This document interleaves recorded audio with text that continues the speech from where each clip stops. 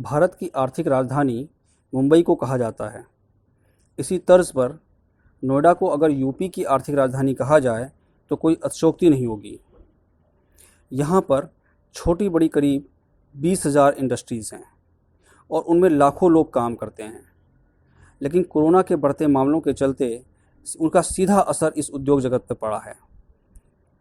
यहाँ की आर्थिक गतिविधियाँ तो धीमी हुई ही हैं, कई लोगों के रोज़गार भी चले गए हैं।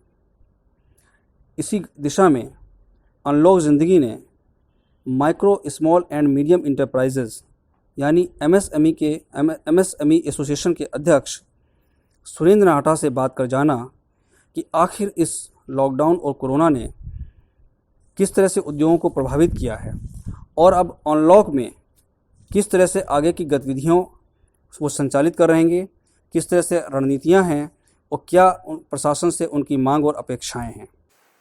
सबसे पहले आपका स्वागत है कि आप लगातार नोएडा के उद्योगियों के लिए प्रयास कर रहे हैं और मेहनत कर रहे हैं और इसको यहाँ के उद्योग जगत ने आपको सम्मानित करके इसको सराहा भी है। हम जानना चाहेंगे कि इस बीच जबकि नोएडा में कोरोना के केस लगातार बढ़ रहे हैं, इन सब के बीच में इस महामारी के चलते नोएडा का उद्योग जगत किस तरह प्रभावित हुआ है? धन्यवाद दिवाकर जी, मैं भी आपका धन्यवाद करना चाहूँगा कि आपने समय निकाल के कोरोना के संबंध में कुछ जानकारी या उससे कुछ जानने की आपने समय निकाला, उसके लिए बहुत बहुत धन्यवाद आपका।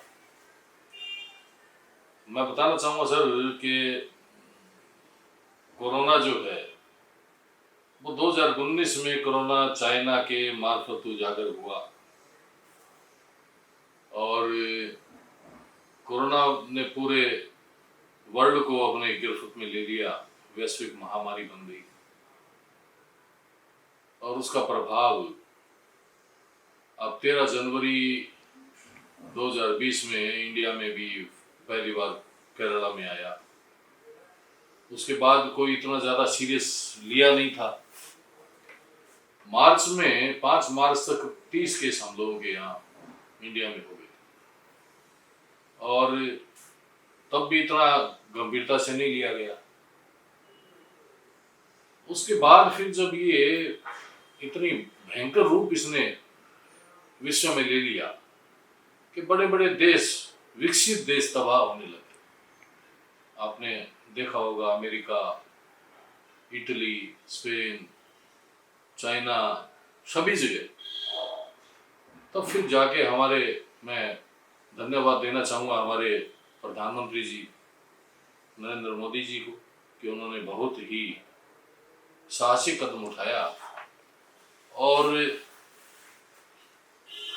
22 मार्च को उन्होंने जनता कर्फ्यू के द्वारा देश को संभालने का एक प्रयोग शुरू किया।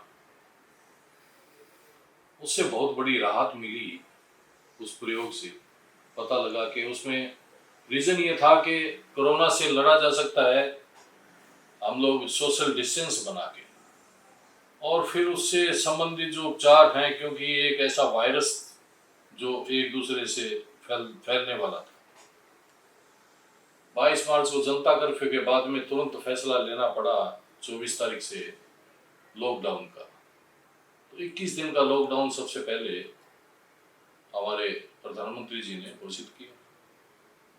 उससे बहुत राहत मिली, बहुत कंट्रोल हो गया। जिस गति से पूरे विश्व में कोरोना बढ़ रहा था उसमें इंडिया में हम लोगों ने अंकुश पाया और उस दौरान कैसे हमें बचा जाना चाहिए और क्या उपचार करने चाहिए, क्या व्यवस्थाएं होनी चाहिए।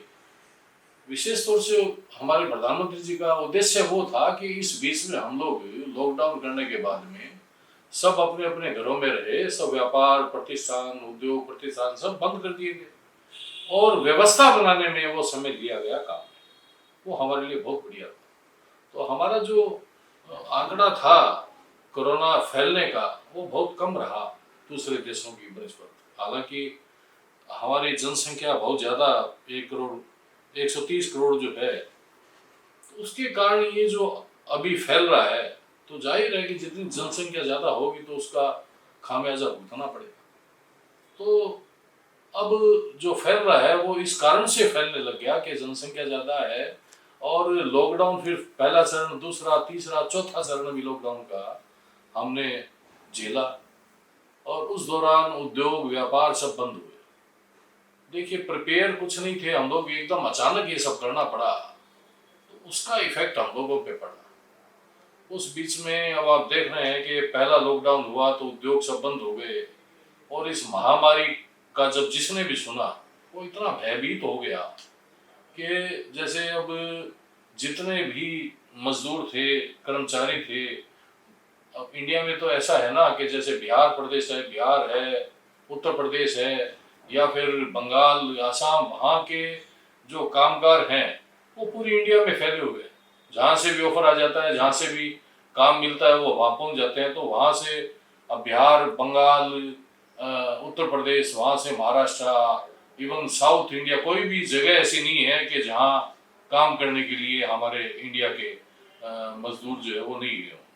तो वो इतने ज़्यादा भयभीत हो गए, क्योंकि वैश्विक महामारी थी, पूरी इंडिया में फैली हुई थी, उपचार का कोई रास्ता नज़र नहीं आ रहा था, और कोई उसका दवाई कुछ बनी नहीं। तो उस वजह से जो भी एडमिट होते गए, लेकिन ये था कि इंडियन हम लोगों में कैपेसिटी ज़्यादा, पावर ज़्यादा, हम लोगों में हिम्मत ज़्यादा, ताकत ज़्यादा होती है, तो उसका वायरस इतना ज़्यादा हमारी बॉडी पे असर नहीं कर रहा था दूसरे देशों की बनस्पत, तो उसका हम लोगों को बेनिफिट मिला। तो उद्योग बंद हुए, उद्योगों का खामियाजा पूरे देश को, अर्थव्यवस्था पे भी पड़ा है, व्यापार भी, और सारे काम भी रुके। लेकिन ये लड़ाई को लड़ना है, कोरोना से जीतना है और कोरोना वायरस को ख़त्म करना है, तो उसके लिए ये सब होना ज़रूरी था, जो चल रहा है।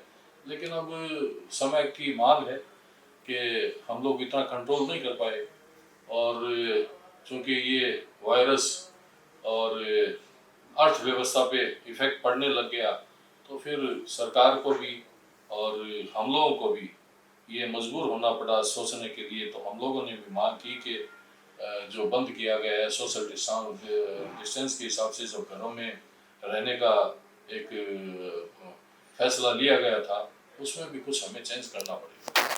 तो उसलिए उद्योग भी, व्यापार भी, धीरे धीरे सब मार्केट भी, वो सब भी खुलने शुरू हो रहे हैं। ये भी ज़रूरी है। तो ये तो कोरोना का इफेक्ट है, बाकी सब धीरे धीरे देखते हैं। कोई अगर वैक्सीन कोई डेवलप हो जाती है, दवाई हो जाती है, तो इजी हो जाएगा। बाकी मौसम का प्रभाव या कुछ और वो देखा जाएगा। ये डॉक्टर साहब, अगर नोएडा को कहा हम यूपी की आर्थिक राजधानी कहें तो ये भी कोई अतिशयोक्ति नहीं होगी। तो मेरा जानना आपसे चाहते हैं कि आपको क्या लगता है कि जो नोएडा में करीब 17,000 इकाइयाँ हैं, यहाँ की फैक्ट्रियाँ हैं, लाखों के यहाँ मजदूर काम करते हैं, और किसी भी उद्योग की रीढ़ की हड्डी है उसके मजदूर, उनका किस कदर यहाँ से पलायन हुआ, और अब ओपनिंग के बाद भी पटरी पे लौटने में कितना वक्त लगेगा, और अभी किस तरह की चुनौतियाँ हैं, वो प्रभाव कितना पड़ा, और किस तरह से सप्लाई चेन प्रभावित है, किस तरीके से ऑर्डर्स आपके फुलफिल हो पा रहे हैं या नहीं हो पा रहे हैं, तो उस तरह से आप क्या देखते हैं इसको? देखिए, सब नोएडा का बताएं आपको। नोएडा 1976 में नोएडा का यहाँ स्थापना हुई, एक औद्योगिक नगरी के हिसाब से नोएडा बसा। और उद्योगों का जहाँ तक देखा जाए कि 20,000 उद्योग के लगभग यहाँ पूरे जिले में माना जा रहा है। हालांकि पहले 16, 17, 18,000 का आंकड़ा, लेकिन अब इस दौरान जो पता लगा कि यहाँ क्षेत्र नोएडा, ग्रेटर नोएडा, जेवर, दादरी, छपरोला और यमुना एक्सप्रेसवे, तो 20,000 के करीब आंकी जा रही है। उद्योग ज़्यादा मैं नहीं समझ रहा, क्योंकि गाजियाबाद में भी देखा जाए तो 20,000 के करीब उद्योग जिले में। आप अलीगढ़ या आगरा में भी देखें तो उद्योग कम नहीं है, उद्योग हैं वहाँ भी। लेकिन नोएडा का एक विशेष महत्व इसलिए है कि नोएडा को एक मिनी इंडिया के रूप में देखा गया है। यहाँ उद्योगों के साथ साथ कॉमर्शियल, इंस्टीट्यूशनल एक्टिविटीज भी बहुत बड़ी, और रेसिडेंशियल भी सोसाइटियाँ बहुत डेवलप हुई। अब नोएडा यूपी का तो आर्थिक नगरी क्षेत्र माना ही गया है, और यूपी का एक विंडो है ये। यहाँ यूपी में एंट्री के लिए नोएडा ही एक रास्ता है। लेकिन नोएडा को एनसीआर का पार्ट माना गया है। अब एनसीआर दिल्ली से रिलेटेड आप यूपी, नोएडा है, गाजियाबाद है, फरीदाबाद है, हरियाणा का पोर्शन आ गया, गुड़गांव हो गया, बहादुरगढ़ हो गया, सोनीपत, जो दिल्ली राष्ट्रीय राजधानी के चारों तरफ जो है वो एनसीआर का क्षेत्र है, उसमें एक महत्वपूर्ण स्थान नोएडा रखता है। नोएडा में आप ले लें कि नोएडा में जितनी फैक्ट्रियां हैं उसमें कामगार मजदूर जो है वो गाजियाबाद भी रहते हैं, फरीदाबाद भी रहते हैं, गुड़गांव भी रहते हैं, दिल्ली भी रहते हैं, और बहादुरगढ़ और सोनीपत तक भी रहते हैं, जो यहाँ दिल्ली अप डाउन करते हैं। और नोएडा में जो रहने वाले हैं वो भी उन जगहों पे, उन क्षेत्रों में काम करते हैं। दिल्ली में सरकारी मुलाजिम जितने समझ लें आप, दिल्ली में व्यापार जितने हैं वो नोएडा में निवास करते हैं और दिल्ली में काम करते हैं। इसी तरह से गुड़गांव, फरीदाबाद, सब जगह नोएडा से आवागमन। तो यहाँ की एक विशेष महत्व ये है कि उद्योगों के साथ साथ यहाँ रेसिडेंशियल, इंस्टीट्यूशनल और कॉमर्शियल एक्टिविटीज भी एनसीआर क्षेत्र में सबसे ज़्यादा है। अब साहब सवाल ये हो जाता है कि नोएडा डेवलप हुआ, बसा और उद्योग चल रहे हैं, उसके बाद में जेवर एयरपोर्ट का आ गया तो क्षेत्र बहुत बड़ा। और मैं धन्यवाद देना चाहूँगा कि कोरोना के टाइम से पहले से ही ये एक विशेष रहा कि 13 जनवरी को इंडिया में कोरोना आया और 13 जनवरी को ही माननीय मुख्यमंत्री जी हमारे योगी आदित्यनाथ जी ने नोएडा क्षेत्र जिला गौतम बुद्ध नगर को पुलिस कमिश्नरी से कर दिया था। तो 13 जनवरी को पुलिस कमिश्नरी होने के कारण यहाँ नोएडा क्षेत्र में कोरोना पे कंट्रोल पाना बहुत आसान हो गया था। लॉकडाउन में सबको संभालना इतने बड़े क्षेत्र को, अगर यहाँ बहुत ज्यादा अधिकारी नहीं होते, पुलिस बल ज्यादा नहीं होता तो बहुत मुश्किल हो जाता। तो ये भी एक प्लस पॉइंट रहा। अब रह गया सब उद्योगों का। उद्योग यहाँ 4 दशक से ज्यादा से उद्योग यहाँ स्थापित हैं और सडन एकदम बंद करना पड़ा उद्योगों को, ये थोड़ा सा ठीक नहीं रहा कि भी समय नहीं मिला। और फिर वापस चालू करने के लिए यहाँ कुछ कमियां रही कि यहाँ देखिए कोई भी आदमी किसी भी बात को भुगतता है तो उसके पूर्व कर्म या उसको माना गया है। तो नोएडा का भी ऐसा ही रहा। नोएडा जब स्थापित हुआ तो यहाँ नोएडा में अच्छे खासे पार्क और खुली जगह काफी थी, लेकिन दुर्भाग्य इस बात का कि भ्रष्टाचार समझे या पहले की सरकारों की नाकामयाबी समझे कि यहाँ पार्क थे उन पे भी अतिक्रमण हो गया। और जो मुख्य क्षेत्र थे, जैसे फेस 1 लिया जाए, उसमें सेक्टर 4, 5, 8, 9, 10 या बड़े बड़े पार्क थे और कुछ हाई टेंशन लाइन जा रही थी, उसके नीचे का जगह खाली थी, उसमें झुग्गियां विस्थापित हो गई। झुग्गियों के कारण यहाँ ये समझे आपके कम से कम भी तो 30-40 हजार झुग्गियां यहाँ हैं। और 30-40 हजार झुग्गियों में एक में ये समझे कि 10-10 आदमी एक झुग्गी या 15-15, 20-20 आदमी भी अगर समझे तो 5 लाख के आसपास हम लोग अनुमान लगा रहे हैं कि 5 लाख वहाँ श्रमिक या रहने वाले हैं। तो वो कंजस्टेड एरिया हो गया, उसका इफेक्ट कोरोना का ज्यादा वहां पड़ने लग गया। अब एमएचए की गाइडलाइन के हिसाब से जो क्षेत्र जिसमें कोरोना केस ज्यादा निकलते हैं उसको कंटेनमेंट क्षेत्र जोन के हिसाब से काउंट करना शुरू हुआ। तो उसमें एक परिधि बना दी गई। सबसे पहले तो ये बना दी गई कि एक केस निकलता है तो 1 किलोमीटर की परिधि, और अगर 1 से ज्यादा निकलते हैं तो 3 किलोमीटर की। तो यहाँ उद्योग शुरू हो सकते थे जब दूसरे या तीसरे लॉकडाउन के बाद में कुछ उद्योग स्थापित करने की स्वीकृति या वो दी गई थी। लेकिन कोरोना केस झुग्गियां बीच में होने की वजह से ये कंटेनमेंट क्षेत्र में पूरा क्षेत्र आ गया। तो यहाँ एमएचए की गाइडलाइन के हिसाब से यहाँ परमिशन नहीं मिल पाई, तो वो समय हमारा वेस्ट चला गया। तो ये 2 महीने का कार्यकाल हमारे उद्योग स्थापित नहीं हो सके।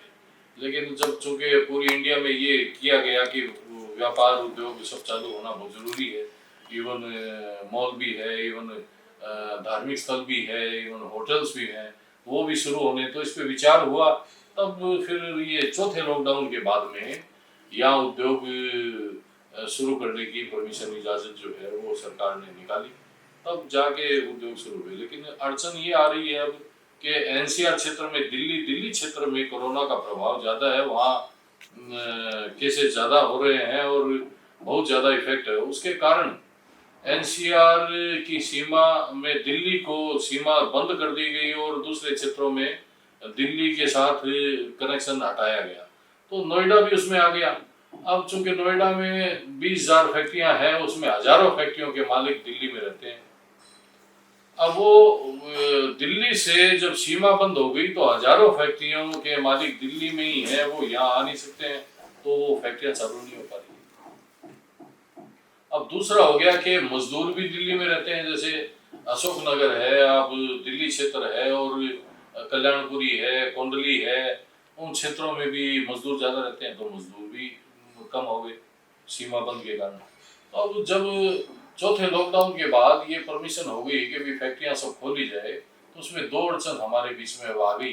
एक तो दिल्ली सीमा बंद होने के कारण फैक्ट्रियों के मालिक आके फैक्ट्रियां नहीं खोल पा रहे हैं, मजदूर आके काम नहीं कर पा रहे हैं, और इस दौरान सर्वविदित है कि मजदूर जितने थे वो पहले लॉकडाउन के बाद में ही भयभीत होके अपने अपने जगह में यहाँ से पलायन कर गए। और वो तो देखा ही आपने, पैदल, साइकिल और जिस तरह से भी बड़ी मुसीबत झेलते हुए वो अपने स्थान में चले गए। तो अब एक तो दिल्ली बॉर्डर वाला मसला जो है वो थोड़ा अड़चन डाल रहा है उद्योगों में, व्यापार में, और दूसरा हमारे यहाँ ज़्यादा अड़चन डालने वाला जो है वो है यहाँ की झुग्गियाँ। हम लोगों ने मांग की है कि झुग्गियाँ जो यहाँ है, पार्कों में अतिक्रमण है, उसको सरकार अब सोचे कि उनको, जबकि उस प्लानिंग पहले भी चली थी, काफ़ी फ्लैट्स भी बने हुए हैं इन झुग्गियों को विस्थापित करने के लिए दूसरी जगह। तो वो हम लोग ये मांग ये है कि ये पार्क जो है ये खाली करवाए जाए और झुग्गी वासियों को दूसरी जगह विस्थापित किया जाए। साथ साथ में ये मांग है कि जैसे पीछे उद्योगों के विकास के लिए औद्योगिक भूखंड आवंटन की योजना एक आई थी, तो मैंने अभी एक पत्र लिखा है, अभी 2 दिन पहले भी दिया है। पहले भी मैं बोलता रहा कि आप जैसे उद्योगों के भूखंड आवंटन की स्कीम जो लेके आते हैं, उसमें आपके पास प्रोजेक्ट रिपोर्ट होती है। सपोज अगर आपको 100 भूखंड आवंटित करने हैं, तो 100 प्रोजेक्ट रिपोर्ट के हिसाब से उसमें मजदूरों का आंकलन रहता है कि भी कितने मजदूर उसमें चाहिए, तो उसके हिसाब से आप मजदूरों की भी संख्या काउंटिंग करके उनसे रिलेटेड फ्लैट्स और प्लॉट छोटे, उसकी भी स्कीम निकालिए। तो जब उद्योग लगेंगे, उद्योग विस्थापित यहाँ होंगे, उसके साथ साथ में जो कामगार हैं, चाहे मालिक हों तो उनके लिए रेसिडेंशियल प्लॉट, और मजदूरों के लिए भी रेसिडेंस के लिए छोटे प्लॉट या फ्लैट, वो भी साथ साथ में स्कीम सरकार निकाले, तो फिर वो स्थायी उनका निवास हो जाएगा, फिर मजदूर पलायन नहीं करेंगे। तो मेरी मांग ये रही सबसे पहले, जब नोएडा में, ये इंडिया में जब पहला लॉकडाउन शुरू हुआ, तो हमारी एक वीडियो कॉन्फ्रेंस हुई, तो माननीय सतीश महाराज जी मंत्री जी भी थे, और तमाम यहाँ सीओ मैडम भी, डीएम साहब भी सब उसमें थे, और हमारे विधायक जी भी थे, और एमपी साहब भी थे, महेश जी, तो सब समस्याएं बता रहे थे। तो मेरी सिर्फ 3 समस्या उस टाइम में थी कि एक तो एनसीआर में दिल्ली को प्रधानमंत्री जी अपने कब्जे में ले, दिल्ली पे कंट्रोल करेंगे तो एनसीआर पे कंट्रोल हो पाएगा कोरोना का। दूसरी मांग मेरी रही कि यहाँ जितनी भी झुग्गियां हैं उनको आप समय रहते अन्यत्र विस्थापित करके इसको पार्क वापस बना दीजिए, तो आपका पर्यावरण और यहाँ छंटनी हो जाएगी, जगह खाली हो जाएगी, तो कोरोना यहाँ प्रभाव नहीं डाल सकेगा। तीसरा मेरा ये रहा कि जो जितने उद्योग चालू हो सकते हैं वो उद्योग चालू। चौथा मेरा ये रहा था कि शासन प्रशासन उस टाइम में ऐसा हो गया था फर्स्ट लॉकडाउन में कि शासन प्रशासन आपस में सामंजस्य बना के नहीं चल रहे थे। तो मेरी ये मांग रही कि शासन प्रशासन सामंजस्य बना के चले, और उसमें साथ में उद्योगों के संगठन के प्रतिनिधियों को, व्यापारिक संगठन के प्रतिनिधियों को भी साथ में जोड़े, और जितनी भी जो भी कोरोना से लड़ने की लड़ाई है उसमें जो भी हम लोग विचार विमर्श करें तो मिलजुल के करें। तो उसमें चूंकि अब अधिकारी आते हैं बाहर से, नए अधिकारी आ जाते हैं, जो हमारे डीएम साहब आए तो उनको भौगोलिक स्थिति अब तो वो बहुत ज़्यादा काम करने लगे। उन्होंने बहुत मेहनत करके स्थिति का जायजा ले लिया और अब मैं कहूँगा कि अब वो उपयुक्त है वो यहाँ के लिए। लेकिन शुरू में हमारा विरोध रहा। जो यहाँ पुराने डीएम साहब थे उनको यहाँ की भौगोलिक स्थिति, यहाँ के लोगों के बारे में और बहुत ज़्यादा नॉलेज था, बहुत मेहनत की उन्होंने। जेवर एयरपोर्ट बसाने में उनका योगदान उन्हीं का था। तो हम लोगों ने कहा कि उस समय उनको यहाँ से उनका स्थानांतरण नहीं होना चाहिए था, बल्कि ये फिर, लेकिन ये नए आ गए हैं तो उनसे मेरी एक ही मांग रही कि सब मिलजुल के अगर तय करें मिलना इसे कोरोना से लड़ने का तो ज़्यादा ठीक रहता। लेकिन वो नहीं हुआ, खैर कोई बात नहीं, लेकिन चलता रहा। अब इस स्टेज पे पहुंच गए कि फिर भी प्रशासन ने समझते हुए, इसमें रितु महेश्वरी जी का धन्यवाद करना चाहूँगा। उन्होंने भी बड़ा मुझे पता है क्योंकि हम लोग प्रतिनिधित्व करते हैं उद्योगों का, उन्होंने बड़ी रुचि ली। उनको बड़ी पीड़ा थी कि उद्योग चालू नहीं हो रहे, तो उन्होंने भी डीएम साहब से और पुलिस कमिश्नर साहब से भी, पुलिस तो हमेशा सहयोग में रही। पुलिस का तो आप ये समझे कोरोना से लड़ाई लड़ने का, यहाँ लॉकडाउन में सुरक्षा प्रदान करने का और उद्योग चलाने में भी पुलिस का योगदान बहुत अच्छा रहा। उसके बाद जब ये खोल दी गई है तो ये समस्याएं जो शुरू में जो शंका थी, जो हमें डर था, वो अब हम लोग भुगत रहे हैं। तो एक तो ये हुआ कि नोएडा जब शुरू हुआ और जब यहाँ का नक्शा बना, उस नक्शे में छेड़छाड़ कर पार्क उजाड़ दिए गए और बहुत से ऐसे काम हुए जैसे उद्योग जहां विस्थापित होने चाहिए थे, उद्योगों में मजदूरों के कल्याणकारी योजनाओं की घोषणा होनी चाहिए थी, उनके लिए काम होने चाहिए थे, वो नहीं हुए थे। उसका इफेक्ट नोएडा उद्योगों को झेलना पड़ा और अभी और झेलेगा। लेकिन अगर शासन प्रशासन आज भी अगर सख्ती से और ये सब लागू कर दें तो यहाँ मैं जो माननीय प्रधानमंत्री जी ने जो सपना देखा है अभी चौथे लॉकडाउन के बाद में, जब उन्होंने ये कहा कि एमएसएमई को इम्पोर्टेंस दी, तो उसके लिए हम लोग एमएसएमई वर्ग के जितने भी उद्योग हैं वो हम गौरवान्वित हुए हैं।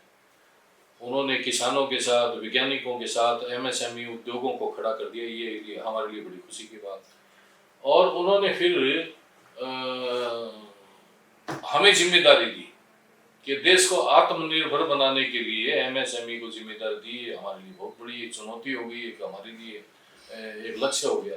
तो हम लोग अब अगर शासन प्रशासन जो हमारी मांग पीछे रही है और ये अगर उद्योगों के हित में ये सोचें कि झुग्गियां विस्थापित करके या पार्क डेवलप करें, पर्यावरण बचाएं, ठीक करें और एनसीआर से रिलेटेड उसको करके क्षेत्र को और ये सीमाएं खुलने का रास्ता निकालें, तो हम लोग देश को आत्मनिर्भर बनाने वाले प्रधानमंत्री जी के सपने को हम लोग साकार कर सकते हैं। नहीं तो बहुत अड़चन आएगी। अब उसको साकार करने के लिए हम लोग को चाइना को मात करनी है, तो चाइना को भी हम लोग मात कर सकते हैं। यहाँ नोएडा में 20,000 उद्योगों में ऐसे ऐसे उद्योग हैं कि कई दफे तो हम जाते हैं तो हम भी अचंभा करते हैं कि ये आइटम यहाँ बन रहा है। डिफेंस के आइटम आप ले लें, खान पान से रिलेटेड जैसे कोई भी आइटम है वो ले लें, उनकी मशीनरी ले लें, इलेक्ट्रिकल आइटम लें, इलेक्ट्रॉनिक लें। और यूपी में जिले के हिसाब से ओडीओपी में यहाँ गारमेंट इंडस्ट्रीज को ओडीओपी में लिया गया है।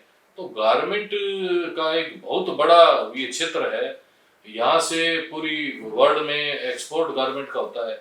उसके अलावा हैंडीक्राफ्ट का, और आप देखेंगे कि यहाँ एक एक्सपोर्ट प्रमोशन जोन है और एक एक्सपो सेंटर है, उसमें भी हजारों जो हैं, कम से कम 3-4 हजार एक्सपोर्टर पार्टिसिपेट करते हैं, स्टॉल लगाते हैं, एग्जीबिशन होते हैं। तो ये क्षेत्र बहुत इंपॉर्टेंट क्षेत्र है। इसमें अगर यहाँ के शासन प्रशासन, यूपी गवर्नमेंट और केंद्र सरकार अगर थोड़ा सा भी हम लोग की राय मशविरा लेके काम कर ले तो मैं दावे के साथ कह सकता हूँ कि हम लोग चाइना को छोड़ पूरे वर्ल्ड को हम मात दे देंगे। सबसे बढ़िया हमारा ये क्षेत्र उत्पादन का क्षेत्र होगा और आत्मनिर्भरता में तो मोदी जी का सपना साकार हम लोग कर देंगे। नाडा साहब, नोएडा पश्चिमी यूपी क्षेत्र में आता है। क्या उद्योग जगत को लगता है कि लखनऊ से इसकी दूरी होने की वजह से यहाँ के उद्यमियों को, यहाँ के लोगों को अपनी आवाज़ पहुँचाने में किसी तरह की कोई दिक्कत होती है? नंबर 1। नंबर 2, क्या आपको ये भी लगता है कि नोएडा को बसे हुए चूँकि 44 साल हो गए हैं, तो आपने बड़ी अच्छी चीज़ें बताई झुग्गियों को लेकर के, मजदूरों की व्यवस्थाओं को लेकर के, क्योंकि उनके बगैर यहाँ उद्योग नहीं चल सकते, उद्योग नहीं चलेंगे तो टैक्स नहीं दिया सकता और उससे पूरा यूपी प्रभावित होगा। तो क्या लगता है कि 44 साल बाद अब नोएडा की एक सिटी प्लानिंग भी बदले जाने की जरूरत है? नहीं, अब कोई ऐसा दूरी कोई मायने नहीं रखती। अब आप देखें, मैं किसी पार्टी पॉलिटिक्स से रिलेटेड नहीं हूँ। मैं एक संस्था चलाता हूँ, MSME इंडस्ट्रियल एसोसिएशन नोएडा, उसका मैं अध्यक्ष हूँ और हमारी संस्था में हजारों मेंबर हैं, हर वर्ग के मेंबर, हर धर्म के मेंबर हैं। नोएडा में आप मुस्लिम समाज के लोग भी बहुत अच्छा काम करते हैं, बहुत अच्छी फैक्ट्रियाँ चलाते हैं और उसी तरह से हिंदू, मुस्लिम, सिख, ईसाई सभी जो है यहाँ काम करते हैं, फैक्ट्रियाँ चलाते हैं। अब टाइम बदल गया, टाइम आ गया सोशल मीडिया का, जो टाइम समय आ गया। तो अब देखेंगे आप, जैसे लखनऊ में एक हमारे व्यापारी कल्याण परिषद के बोर्ड के एक मंत्री हैं, मंत्री दर्जा प्राप्त मंत्री हैं, उपाध्यक्ष हैं उसके, मनीष गुप्ता जी। कल हमारी वीडियो कॉन्फ्रेंस हुई, मनीष गुप्ता जी ने अरेंज की थी और स्मृति ईरानी जी जो उसमें थे, एक्सपोर्ट प्रमोशन को लेके ज़्यादा उसमें वो था, सब्जेक्ट था। तो मैं आपको बताऊं कि लॉकडाउन शुरू हुआ मात्र अभी 70 दिन के करीब हुए हैं। मनीष गुप्ता जी जो काम कर रहे हैं, यूपी गवर्नमेंट के दर्जा प्राप्त मंत्री हैं, उन्होंने भाई साहब 950 वीडियो कॉन्फ्रेंसिस 2 महीने का समझ लो टाइम है, 2 महीने 3-2.5 महीने के टाइम में 950 वीडियो कॉन्फ्रेंस करके और पूरे उत्तर प्रदेश को, उनके व्यापारियों को, उद्यमियों को जोड़ के उनकी समस्याओं का निदान किया। हमारी भी यहाँ की समस्याएं थी, छोटी मोटी जैसे आती थी कि उद्योग नहीं खुल रहे हैं, परमिशन नहीं मिल रही है। तो शुरू में ये अनुमन्य वस्तुओं के लिए जो उद्योग थे वो तो शुरू से चालू कर दिए थे और यहाँ कुछ बड़ी इंडस्ट्रीज है वो भी चालू हो गई थी, तो उन्होंने बहुत काम किया। तो अब जो 45 साल हो गए, अब सवाल ये है कि जैसे एक बोर्ड बैठक होती है, कुछ कमियां हैं, वो अगर दूर हो जाए तो बहुत काम हो सकता है। यहाँ जैसे प्राधिकरण के अंडर में आता है ये क्षेत्र, नोएडा प्राधिकरण है, ग्रेटर नोएडा है और यमुना एक्सप्रेसवे है, तीनों प्राधिकरणों के अंडर में ये सारा इलाका आता है। एक्वायर करके जगह यहाँ उद्योग डेवलप उन्होंने किए हैं, उसके बाद फिर लालडोरा के जितने काम है और कुछ जगह जो अभी तक एक्वायर नहीं हुई है वो है, या फिर अलग चीजें हैं। तो मैं ये समझता हूँ कि प्राधिकरण की बैठकों में सबसे ज्यादा कमी आ रही डेवलपमेंट में, कि प्राधिकरण की बोर्ड बैठक में फैसले लिए जाते हैं उद्योगों से, व्यापार से, जगह से और डेवलपमेंट से रिलेटेड, उसमें उद्योगपतियों के प्रतिनिधियों को आज तक इम्पोर्टेंस जगह नहीं दी। अगर हम लोगों को बिठा के बोर्ड में अगर राय मशविरा होता तो हम लोग इस क्षेत्र को चमन बना देते, औद्योगिक क्षेत्र में यहाँ कोई कमी नहीं आने देते। और आज मोदी जी, हमारे प्रधानमंत्री जी ने कुछ 21 दिन का लॉकडाउन करके जो डेवलपमेंट किया, जैसे पहले यहाँ पीपी किट नहीं बनती थी, मास्क नहीं बनते थे, और फिर देखें आप 2-2, 3-3 लाख पर डे का प्रोडक्शन हो गया पूरी इंडिया में। तो वैसे नोएडा में भी यहाँ का भी योगदान रहा है। यहाँ वेंटिलेटर जो है वो पहले इंडिया में, जहाँ तक मेरी जानकारी है, विदेशों से जो सेकंड हैंड वेंटिलेटर आते थे उसका दिल्ली या कुछ एक क्षेत्र में उसको रिपेयर करके उसको बेचा जाता रहा। और जब लॉकडाउन शुरू हुआ तो हम लोगों ने प्राइस पूछा तो ये समझे कि 3 लाख रुपए का वेंटिलेटर 7.5-8 लाख 9 लाख रुपए ब्लैक के हिसाब से बिक रहा था। अब चूंकि जितने भी कोरोना पेशेंट है उसको वेंटिलेटर उनको चाहिए ऑक्सीजन के लिए, और उनके बिना, उसके वेंटिलेटर के ऊपर रखे बिना उसको ट्रीटमेंट नहीं मिल सकता। तो 21 दिन के फर्स्ट लॉकडाउन में यहाँ का जिला प्रशासन भी, जैसे मदरसन समी सिस्टम कंपनी है यहाँ, वो बहुत ही मतलब एशिया का ये कह दें या नॉर्थ इंडिया का कह दें सबसे बड़ा टूल रूम उनके पास है। और बहुत हमें गर्व महसूस होता है कि ऐसी फैक्ट्री हमारे नोएडा में है। ऑटो पार्ट्स, मोटर पार्ट्स वो सब बनाते हैं, लेकिन उनको जिम्मेदारी है जिला प्रशासन ने कि वेंटिलेटर के लिए जिला उद्योग केंद्र ने या यूपी गवर्नमेंट ने तो वो वेंटिलेटर बनाना शुरू कर दिए। तो उनके 4-5 हमारे उद्यमी हैं जो मिलजुल के वेंटिलेटर बनाते हैं और पीपी किट बनाते हैं, मास्क बनाते हैं, सैनिटाइजर यहाँ बहुत से यूनिट सैनिटाइजर बनाने लगे। तो कोरोना से लड़ने का तो पूरा इंतजाम यहाँ हो गया। अब सवाल ये है कि सोशल डिस्टेंस के कारण कोरोना बढ़ रहा है, तो उस पर शासन प्रशासन कंट्रोल करने में लगा हुआ है और जिला अधिकारी हमारे बहुत मेहनत कर रहे हैं कि हमें पता है, आम आदमी को नहीं पता, लेकिन हम जानते हैं कि कितना मेहनत कर रहे हैं, फिर भी हम लोग उनको डिस्टर्ब करते रहते हैं उद्योग चालू करने के लिए। तो अब जो 45 साल के बाद में अब समझें कि लखनऊ दूर है, तो अब दूरी कुछ भी नहीं रही कहीं भी। सोशल मीडिया के कारण और इतना सब खुल गया कि जब चाहें जिससे चाहें हम लोग वीडियो कॉन्फ्रेंस कर सकते हैं, बात कर सकते हैं, अपनी बात पहुंचा सकते हैं। तो अब चेंज में व्यापारी और औद्योगिक प्रतिनिधियों को वहाँ स्थान मिले। दूसरा, मैं नोएडा का सबसे बड़ा आज हम लोग भुगत रहे हैं, आज देख रहे हैं, हमने पीछे आवाज नहीं उठाई, लेकिन आज मैंने आवाज उठाई। 2 दिन पहले मैंने कहा कुछ असंवैधानिक असामाजिक तत्व असंवैधानिक काम कर रहे हैं यहाँ, वो बंद होने चाहिए। जिला प्रशासन को, सरकार को ये चाहिए कि कोई भी असामाजिक तत्व असंवैधानिक काम अगर कर रहा है, जैसे यहाँ संस्था चल रही है, एक औद्योगिक संगठन चल रहा है, असंवैधानिक है, सन 2002 से उसका रजिस्ट्रेशन कैंसिल हो गया, लेकिन वो चल रहा है और उसको इम्पोर्टेंस दी जाती है। शासन प्रशासन उसको किस वजह से क्यों देते हैं इम्पोर्टेंस, इसका समझ में नहीं आता। तो मैंने अभी मांग उठाई है कि असंवैधानिक संस्थाओं, जो संविधान का उल्लंघन करने वाले लोग हैं, जो भ्रष्टाचारी लोग हैं, उन पे हमें अंकुश लगाना पड़ेगा, नहीं तो हम लोग आत्मनिर्भर देश को नहीं बना सकते जब तक उन पे अंकुश नहीं लगेगा। तो अब हमारा नेक्स्ट हम लोग का संगठन मिलके यही करेगा कि इन सब से मुक्ति मिले और जो भी प्रोग्राम इस क्षेत्र को डेवलप करने के लिए जो भी बैठक हो उसमें प्रतिनिधित्व मिले। और ये जो एनसीआर से जोड़ने का प्रधानमंत्री से प्रार्थना है कि एक एनसीआर क्षेत्र के लिए हमने मांग की है कि एनसीआर क्षेत्र के लिए गाइडलाइन, जैसे एमएचए की गाइडलाइन निकलती है और राज्य सरकार की निकलती है, उसके आधार पे फिर जिला प्रशासन अपनी गाइडलाइन निकालता है यहाँ जिला को चलाने के लिए। तो उसके लिए मैंने मांग की है हमारे एसोसिएशन से कि एक गाइडलाइन एनसीआर क्षेत्र की अलग से बने। दिल्ली से रिलेटेड जितने भी जो क्षेत्र हैं, गाजियाबाद आ गया, नोएडा आ गया, गुड़गांव आ गया, फरीदाबाद आ गया, बहादुरगढ़ आ गया, सोनीपत तक आ गया, तो इस क्षेत्र की गाइडलाइन एक अलग बनेगी, उससे फिर ये क्षेत्र सुधरेगा, डेवलप होगा। और दिल्ली में कोरोना जो बढ़ रहा है उसके पेशेंट को भी रखने के लिए आसपास के सराउंडिंग क्षेत्र में हॉस्पिटल बने, क्यों दिल्ली अभी संभाल नहीं पा रहा है। दिल्ली में बहुत समस्याएं चल रही है, हम लोग देखते हैं रोज कोरोना का कोई भी पेशेंट कोई होता है तो उसको उपचार नहीं मिल पाता है, तो वो अच्छा वहाँ मौतें हो रही है, तो पता नहीं किस वजह से हो रही है, ज़्यादा मौतें हो रही है। तो बहुत सी चीज़ें हैं। तो इसमें अब तक के टाइम में हम लोगों ने 2-3 महीने में बड़ा चिंतन किया, बहुत कुछ सोचा, और जो स्थितियाँ उभर के आई उसमें अगर हम लोग जल्दी अगर हम लोग संभल जाते हैं और उसका उपचार कर लेते हैं, जिला प्रशासन, सरकार और केंद्र सरकार अगर सोच लेती है, तो यहाँ वापस हम लोग उससे ज़्यादा अच्छा इस क्षेत्र को बना देंगे। ये मेरा सोचना है। डॉक्टर साहब ने बहुत ही कंक्रीट सुझाव दिए हैं, बहुत ही यूजफुल सुझाव दिए हैं, जिनको भी प्रशासन को उस पर ध्यान देना चाहिए। तो अगर ध्यान देती है तो नो डाउट नोएडा एक आगे प्रगति के मार्ग पर अग्रसर होगा।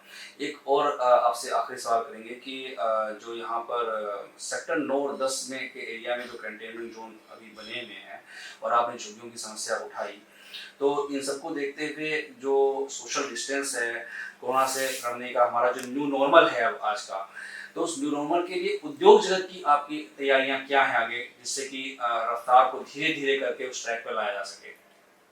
देखिए साहब, आपने बहुत सी बातें जो है वो तो इतने थोड़े समय में नहीं बोल पाऊंगा मैं, क्योंकि समय ज़्यादा चाहिए और वक्त भी चाहिए। मैं आपको धन्यवाद देना चाहता हूं कि आप समय दे रहे हैं और जानकारी लेके उसको क्षेत्र में या सरकार तक पहुंचाएंगे, मुझे पूरी उम्मीद है।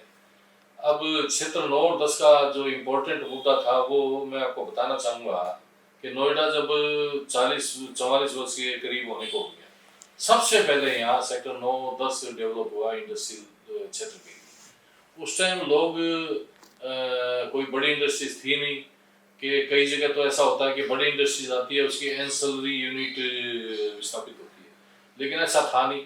नोएडा में 9 सेक्टर में 55 मीटर वर्ग मीटर के भूखंड उद्योगों के लिए पहले अलॉट हुए, और उसी तरह से सेक्टर 10 में 114 मीटर और 171 मीटर और 240 मीटर इस तरह के छोटे भूखंड छोटे उद्योगों के लिए वो आज भी चल रहे हैं।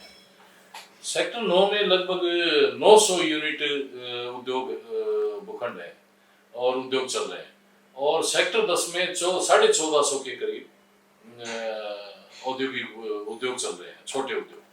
तो ये एमएसएमई ये हमारे इसमें से कुछ कुटीर उद्योग भी हैं, कुछ ऐसे लोग हैं जो परिवार के 2-3 लोग हैं, वो ही आते हैं, वो अपने हाथ से काम करते हैं और उत्पादन निकालते हैं, तो वो कुटीर उद्योग में हम लोग उसको होता है।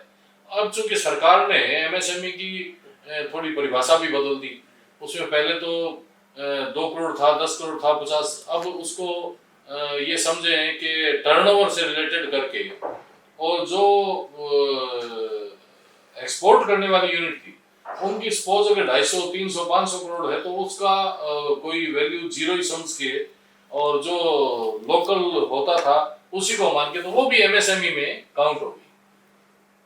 तो सेक्टर 9 और 10 इसके बीच में ही सेक्टर 8, 5, 4 ये भी साथ में जुड़े हुए हैं। तो यहाँ जो पार्क थे और एक हाई टेंशन लाइन जाती है, उसके नीचे की जो खाली जगह थी वहां झुग्गियां विस्थापित हो गई, तो उससे सीधा प्रभाव 1450 के करीब उद्योगों पे पड़ गया सेक्टर 10 वालों पे, और 1000 के करीब सेक्टर 9 के उद्योगों पे पड़ गया। अब चूंकि इतनी कमी रही यहाँ के इंफ्रास्ट्रक्चर में कि यहाँ सरकार ने उद्योगपतियों को बोर्ड मीटिंग में नहीं बिठाया, उसकी खामियाजा ऐसे भुगतना पड़ा कि प्रशासनिक अधिकारी पढ़ लिख के आते हैं, आईएएस हो गए, उनको प्रैक्टिकल नॉलेज नहीं होता, उनको ये नहीं पता कि फैक्ट्री इंडस्ट्रियल एरिया डेवलप हुआ है तो उसको चलाने के लिए रॉ मटेरियल चाहिए, तो हमको हमेशा रॉ मटेरियल के लिए दिल्ली जाना पड़ता।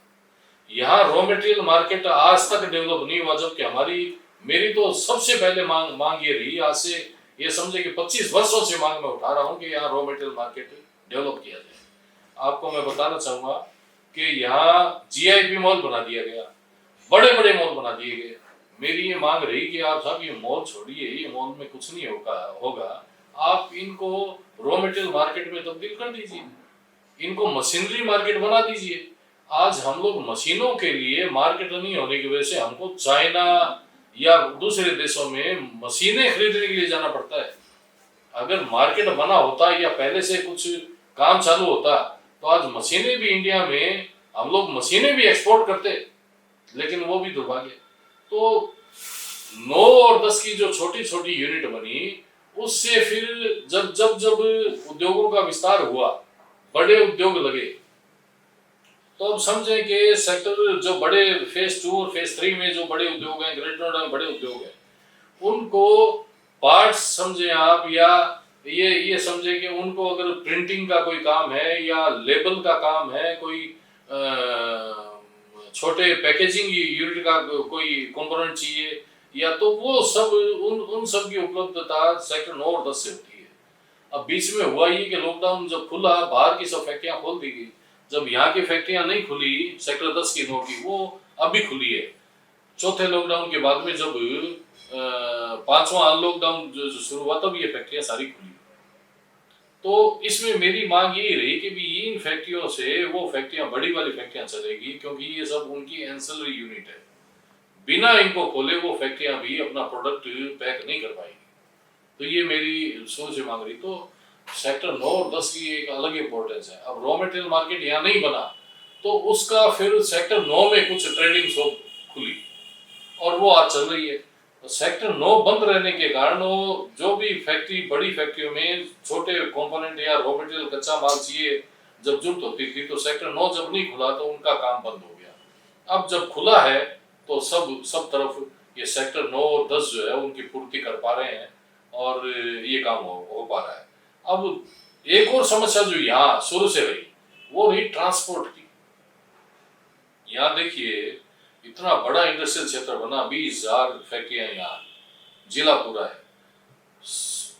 उद्योगपतियों के प्रतिनिधि को नहीं बिठाने का खामियाजा ये है कि यहाँ कभी ट्रांसपोर्ट नगर डेवलप नहीं हुआ। लास्ट में अब जाके ट्रांसपोर्ट नगर बना, लेकिन वो भी फुली अभी डेवलप नहीं हुआ। जबकि phase 1, phase 2, phase 3 greater Noida और ग्रेटर नोएडा में भी जितने भी इकोटेक सेक्टर हैं उनमें भी अलग अलग ट्रांसपोर्ट नगर चाहिए। आज माल रॉ मटेरियल हम लोग लेके आके यहाँ बना के जब भेजेंगे बेचेंगे तो वो यहाँ काउंटर बने हुए हैं दिल्ली ट्रांसपोर्ट नगर के, माल लेते हैं यहाँ से, माल दिल्ली जाता है, दिल्ली से फिर वो जहाँ जहाँ जाना होता है। अब आप ये देखें कि माल दिल्ली बॉर्डर बंद है, दिल्ली पे हम लोग डिपेंडेबल हैं, रॉ मटेरियल लेना तो दिल्ली जाना, ट्रांसपोर्ट माल भेजना तो दिल्ली जाना, तो दिल्ली सीमा मस्ट। और ट्रांसपोर्ट नगर जब यहाँ डेवलप नहीं होंगे, रॉ मटेरियल मार्केट नहीं बनेंगे, तो हम लोग एनसीआर क्षेत्र पे, दिल्ली पे हम लोग निर्धारित हमको रहना, तो यहाँ बहुत कमी है। लेकिन कुछ नहीं है, ये कमियाँ अगर शासन प्रशासन प्राधिकरण और सरकार चाहे तो विद इन मंथ ये कमियाँ पूरी हो सकती है। आज आप यहाँ मॉल, ये जीआईपी मॉल चल रहा है, जीआईपी मॉल की अभी ये है स्थिति कि वहाँ कोई कस्टमर नहीं जाता, क्योंकि कोरोना में ना तो कोई जाएगा वहाँ, दुकानदारों को उसका भाड़ा पेमेंट करना, उसका मेंटेनेंस उठाना वो भारी पड़ रहा है। आज भी अगर सरकार जीआईपी मॉल को रॉ मटेरियल मार्केट के लिए अगर कर दे, एक्वायर करके जिला प्रशासन उसको अपने कब्जे में ले और रॉ मटेरियल मार्केट के लिए, मशीनरी मार्केट के लिए अगर कर दे, तो यहाँ की फैक्ट्रियों, इलाके का, औद्योगिक क्षेत्र का यहाँ तो इतना जबरदस्त विकास हो जाएगा कि आप सोच नहीं सकते। तो raw material market, machinery market और ट्रांसपोर्ट नगर और रिलेटेड जितना भी उद्योगों से रिलेटेड इंफ्रास्ट्रक्चर है, मजदूरों के कल्याणकारी योजनाओं की घोषणा, उनको फ्लैट, उनको, अब किसी का आज तक आप देखें दुर्भाग्य इस बात का कि मजदूर यहाँ काम कर रहा है, कुछ श्रमिक कुंज यहाँ बने, उनमें हजारों की तादाद में फ्लैट्स हैं, और यहाँ तो 15 लाख के करीब कर्मचारी और मजदूर काम कर रहे हैं। तो सरकार को हजारों की तादाद के फ्लैट बना के 15 लाख मजदूर जो हैं वो बेघर हैं, उनको आशियाना तक आज तक नहीं दिया गया। अब आप समझें कि किसी को अगर आशियाना यहाँ अगर उपलब्ध नहीं होगा तो वो अपने घर की सोचेगा कि नहीं सोचेगा, यहाँ क्यों रहेगा। आज हम लोगों ने हमारा घर बना लिया, फैक्ट्री है, हम लोग को चाहे कैसी भी समस्या आ जाए हम क्या छोड़ के चले जाएं क्या, ये भी हमारा क्षेत्र हो गया। तो आप मजदूर कर्मचारियों को भी उसका क्षेत्र उन्हें दें, तब वो यहाँ रहेंगे। अगर आज मैंने अभी पीछे कहा कि आप मजदूरों के कल्याणकारी योजना की घोषणा अगर शुरू कर देंगे तो भाई साहब जितने नोएडा के जितने मजदूर थे वो यहाँ तुरंत वापस आ जाएंगे। इसके अलावा दिल्ली, गुड़गांव, फरीदाबाद, गाजियाबाद कहीं के भी रहने वाले वो भाग भाग के यहाँ बसने की सोचेंगे। आपको यहाँ इतने मजदूर हो जाएंगे, आपको रोजगार खोजने पड़ेंगे। और आज अभी उल्टा है, अभी पीछे मैं अभी चैनल में देख रहा था कि यहाँ गारमेंट एक्सपोर्ट कंपनियां और बड़ी बड़ी गारमेंट की फैक्ट्रियां हैं, मजदूर नहीं है वहाँ। तो मजदूरों की कमी के कारण प्रोडक्शन रुका हुआ है, मजदूरों की कमी कारण यहाँ लोग सोच नहीं सकते कि हम मटेरियल डालेंगे तो माल कैसे बनेगा, इन्वेस्टमेंट करेंगे तो माल कैसे बनेगा। तो ये सब चीज़ें हैं और बहुत सी बातें हैं जो ये समझें कि धीरे धीरे और बोर्ड मीटिंग में फैसला लेके और समय समय पे यहाँ उद्योग बंधु मीटिंग होती है, उसमें कोई डिसीजन लेके यहाँ उद्योगों का विकास और समस्याएं दूर करके उत्पादन किया जा सकता है। नड्डा साहब, सरकार, प्रशासन, शासन और जनता दोनों ही एक दूसरे, एक ही सिक्के के दो पहलू हैं। इनको दोनों को ही अगर सरकार अपनी व्यवस्थाएं करती है, अपने आदेश लाती है, तो उसी में कहीं ना कहीं जनता को भी अपना सहयोग करना चाहिए। तो अब आखिरी सवाल के तौर पर, नोएडा जैसी घनी आबादी वाले शहर को जनता से भी आप क्या अपील करना चाहेंगे, उनको भी अपनी जिम्मेदारियों का किस तरह से निभान करना चाहिए, वो जिससे कि कोरोना के केस पर भी रोक लगे और हम आत्मनिर्भर भारत की दिशा में आगे बढ़ सकें? साहब स्पष्ट है कि जनता को अभी जो हमारे माननीय प्रधानमंत्री जी ने जो स्टेप उठाया, लॉकडाउन का किया, सोशल डिस्टेंसिंग का किया, और सबसे बड़ी समस्या हम लोगों की ये भी कोरोना है, कोरोना से लड़ाई का है। तो कोरोना से रिलेटेड जितने भी मानक हैं, मापदंड हैं, उनको हमें अपनाना पड़ेगा। और सबसे ज़्यादा ज़रूरी है सबसे पहले कोरोना को मात देना। उसको करते हुए फिर हमें देश की अर्थव्यवस्था को मजबूत करने के लिए सरकार के साथ साथ जनता की, उद्योगपतियों की, व्यापारियों की तो बहुत बड़ी जिम्मेदारी है कि वो, मैंने अभी कुछ दिन पहले सोशल मीडिया पे भी मैंने नोट डाला था कि सरकार, शासन प्रशासन ने आपको मौका दिया है उद्योग चलाने का, तो आप ईमानदारी से जितना राजस्व है वो जमा दीजिए और रोज़गार पैदा कीजिए, उत्पादन बढ़ाइए। ये मैंने पीछे मैं डालता रहता हूँ, मैंने वो डाला। तो जनता की जिम्मेदारी भी है, शासन प्रशासन, केंद्र सरकार ने लोग अपने राजस्व इसको कोरोना वायरस से लड़ने के लिए लॉकडाउन आदि सब काम किया, और शासन प्रशासन ने भी उस पर अंकुश लगाने के लिए, हमें बचाने के लिए जो भी कंटेनमेंट क्षेत्र है, कर्फ्यू है या कंट्रोल किया, वो भी ठीक किया। अब खोला है तो देश की अर्थव्यवस्था बचाने के लिए। और जब इतना कुछ हो गया तो अब जिम्मेदारी हमारी जनता की, उद्योगपतियों की, व्यापारियों की। और मैं समझता हूँ, देखो मीडिया भी अपना रोल अदा कर रही है, बहुत अच्छा उन्होंने रोल अदा किया है। इसमें सभी की बहुत हिस्सेदारी, भागीदारी रही है। सबसे ज़्यादा तो हेल्थ कर्मी आपके, पुलिस विभाग, उन्होंने इतना काम किया है। और सही में तो उनको, जैसे सीमा पे हमारे जवान लड़ते हैं, हमारी फौज, हमारी सेना, उसी तरह से इन लोगों ने इतना काम किया है कि जितना इनकी तारीफ की जाए वो बहुत कम है। उसी तरह से अब रोल आ जाता है, जब सब कुछ खोल दिया तो जनता का आ जाता है कि बेवजह कहीं जाए ना। होटल खुल गए, मॉल खुल गए और धार्मिक स्थल खुल गए। उनको सोचना चाहिए कि बेवजह ना, कोई इमरजेंसी हो, ज़रूरी हो तो जाए। ज़्यादा भीड़ इकट्ठा करने से हम कोरोना से छुटकारा नहीं पा सकेंगे। दूसरा, जो उद्योग व्यापार चला रहे हैं वो समय से अपना उद्योग व्यापार कोरोना से लड़ने के लिए जो जो संसाधन है उसको इस्तेमाल करते हुए और ईमानदारी से राजस्व टाइम से जमा दे देंगे, या जो भी हमारी जो भी हमारे बिजली के बकाया हैं या दूसरे और भी सरकारी बकाया हैं, उनको भी हम टाइम से जमा दे दें और रोजगार हम लोग दें, उत्पादन बढ़ाएं, तभी देश का उत्थान होगा। हम लोग आत्मनिर्भर बना सकेंगे, मोदी जी हमारे प्रधानमंत्री जी का सपना साकार कर सकेंगे। तो सरकार जो अपना सरकार ने दायित्व जो पूरा किया है, शासन प्रशासन ने किया है, अब हम लोगों का आ गया है, जनता का आ गया। तो जनता से मैं तो यही प्रार्थना उम्मीद करता हूँ कि हम लोग इसको कोरोना से लड़ना है, हमें देश की अर्थव्यवस्था को मजबूत करना है, ये हम लोग करें, ईमानदारी से करें, ये है।